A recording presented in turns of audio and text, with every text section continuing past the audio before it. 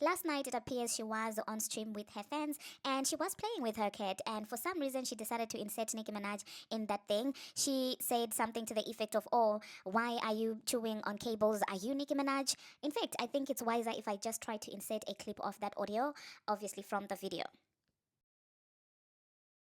No, don't chew on the wires. Are you Nicki Minaj? Are you chewing on the wires? Don't chew on the wires.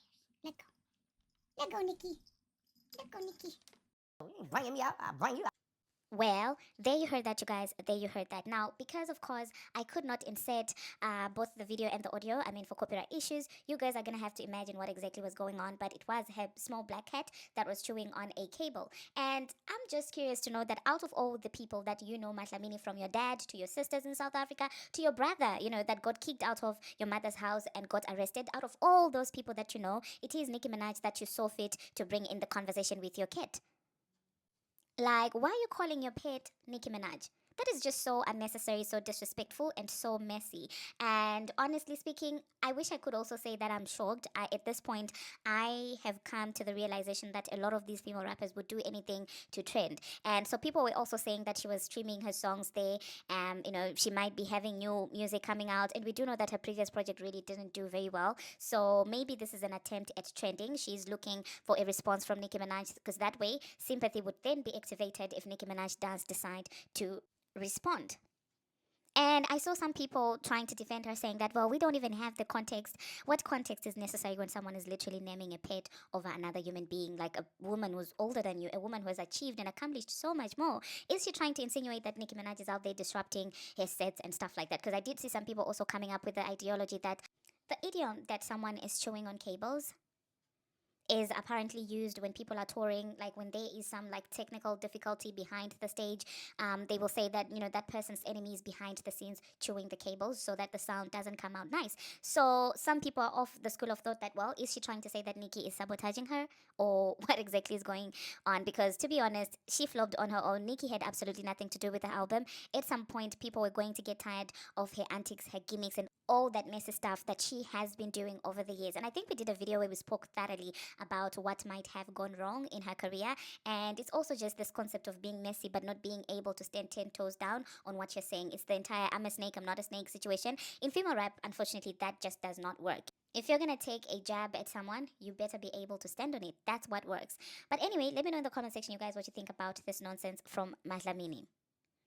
Now, let's move on to the next thing that we're going to be talking about. Still speaking about Nicki Minaj, let us talk about her achievements. Maybe this is the reason why these girls continuously poke her, because they want to be mentioned, to be remembered also when she is remembered for not doing anything. Because literally this year she hasn't released anything, but she's still being remembered for her works from previous years, from prior years. So it is actually being reported that Nicki Minaj was the most streamed female rapper on Spotify yesterday, earning over 20.53 million streams, and she was also the second most streamed black female artist. Now, if that isn't greatness for someone who's claimed to be cancelled, she surely is out there running the charts and the streams. And I do have a feeling that it is because of this that she will always have some leeches attached to her name so that they also can get a little bit of traction, okay? So, yeah, congratulations to Nicki Minaj for that. Speaking about her being cancelled, there is a video that is going viral, and it is about high schoolers who are using Nicki Minaj's song, for their little dance and stuff like that. Now, the internet obviously, I don't know at this point what people were expecting, because it appears that each time Nicki is still shown love, people kind of get shocked. And that makes me believe that sometimes when we talk about the botting that happens on the internet, and when we talk about people following bots thinking they're human beings, we are onto something. I think we're definitely onto something, because the amount of shock each time Nicki is shown love or is trending really shows that there are a couple of people who actually do believe that it's possible to cancel someone who has put in so much work like Nicki Minaj over their political choices. It's like crazy. Some people really do believe that those bots in the comment sections are human beings. So when actual human beings continue with their lives, they get shocked. It's the Nicki, like, what are you expecting?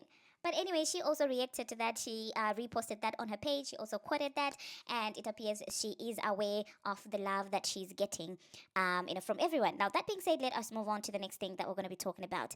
Let us talk about Kimberly. Now, it appears Loki might be back with her boy toy, okay? The last time we spoke about that guy, he was out there embarrassing her, and it appears he wrote some letter to apologize, some open letter to apologize, and posted her on his gram, and just like that, he was able to beg the woman, and to get the woman back.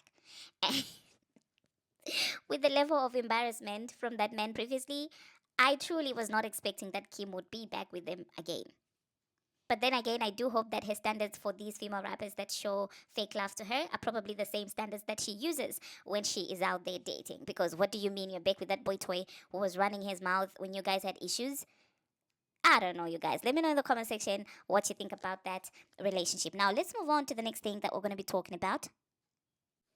Let's talk about K Michelle. It is 2026, and this woman is still talking about the song between her and Nicki Minaj. Well, the song that was given to Nicki Minaj after being initially pitched to her. And for some reason, it seems like she never really is holding the people that took the song away from her accountable. And all the energy and the effort is, of course, towards Nicki Minaj. Now, another question would be, in 2026, why are people still asking about this entire situation? So you're telling me throughout K Michelle's whole career, her being a country musician, her dabbling in different, genres, there's a lot of stuff that's been going on with her really. Her reality TV stuff. Out of all of those things, it is Nicki Minaj that you guys decide to talk about. It's beginning to look like all these interviewers really, whenever they have a guest, they look for a way to attach the guest to Nicki Minaj's name so that their interview goes viral. Because what do you mean you're asking K Michelle about Nick? Like, how many people are you still going to ask about Nicki Minaj in 2026? It could be something that happened in the 90s. I promise you, they would find a way to bring her up. And it's pathetic at this point. And the fact that there are people who try to act like they don't realize the amount of, bullying that this is insane to me. Because what do you mean an interview about someone who recently, started being on a very popular reality TV show?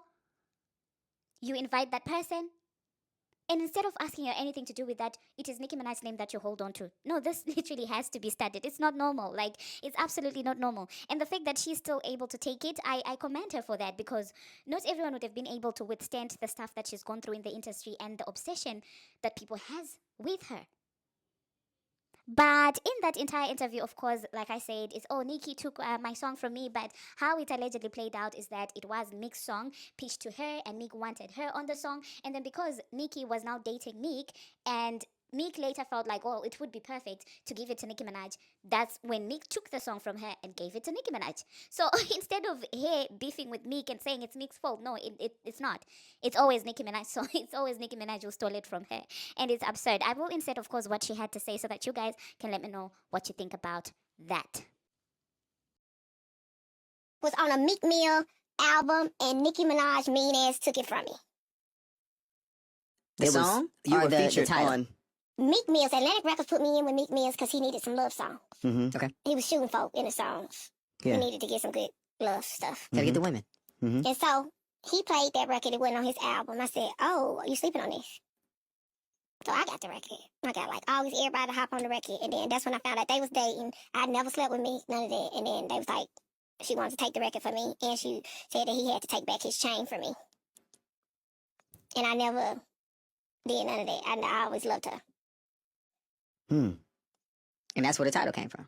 Yeah, but the record was on her album. Wait, the record's on one of her albums? Yes. Okay, all right. So you said, fuck it, I'm gonna use the title. I had already had the You title. already It had was the nothing in the song. Yeah, it was and the nothing in Atlantic. Then Oh, when she you feel took like, the song off your album. yes. So you're like, I'm gonna keep the title though. It was nothing new. The album was already made. Yeah. And the trailer. You can still see the song in the trailer of introducing my album. And that's where it comes from. Yeah. To answer your question, nigga. And what were the singles from that one? Now, moving on to the final thing that we're going to be talking about, let us talk about Tory Lanez. Now, it is being alleged that Tory has decided to sue. Now, you guys know that very disturbing video that we all saw, when his life was targeted. It appears that his team has decided to take legal action, and allegedly he is suing for $100 million over the 2025 prison S-word that left him with 16 wounds, 2 collapsed lungs, and permanent facial scarring. And he is suing the California Department of Corrections and Rehabilitation, the prison warden, and 50 correctional officers over the attack. And according to TMZ, Tory claims he should have never been housed with the inmate you know, the S word, him. And he says also prison staff were absent during the attack and slow to respond. And also alleges original songbooks containing unpublished lyrics were seized while he was recovering in the hospital. Now, who would want to seize his unpublished songs and, you know, all those lyrics? I'm sorry, but my mind is wandering, and there is only one direction that my mind is going. And I know your mind has also gone there too, because who else would be interested in the lyrics that this man has, you know, written down, or the songs that he's about to publish? Who else would have an interest in that? Now that's food for thought. Anyway, thank you very much, you guys, for hanging with me. If you notice, I'm trying to do shorter videos because I realized that that's the only way that I'm probably going to be able to be consistent. Life is kind of getting hectic, so I'm trying to get back to our normal length. So to help me not get in trouble with YouTube, because you do know that when you do fluctuate with the lengths of your video, YouTube kind of punishes you. So you guys, please do engage with the video. Drop a comment. Just tell me where you're watching from. Let us boost this engagement until, of course, YouTube gets comfortable with our new length. Because if they do decide to put me in YouTube jail, you guys will not be recommended my videos. That's just how it works. So in order to curb that, just drop a comment, say something, just hi even. I'll be in the comment section responding as well. Thank you so much for watching, and until my next one, see you.